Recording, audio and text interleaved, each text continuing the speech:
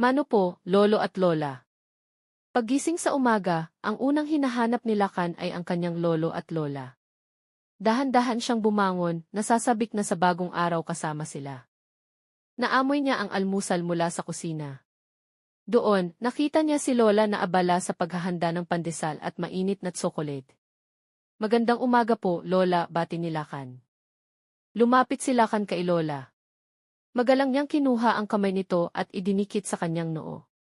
Mano po, lola, sabi niya ng may ngiti. Kaawaan ka ng Diyos, apo, sagot ni lola. Niyakap niya si Lakan ng mahigpit. Ang iyong lolo ay nasa hardin, kausap ang mga rosas. Tumakbo si Lakan papunta sa hardin.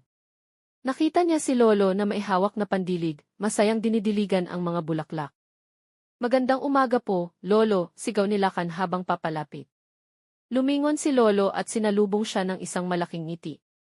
Gaya ng ginawa niya kay lola, kinuha rin ni Lakan ang kamay ni lolo at idinikit sa kanyang noo. Mano po, lolo. Pagpalain ka, aking apo, sabi ni lolo. Ginulo niya ng may pagmamahal ang buhok ni Lakan.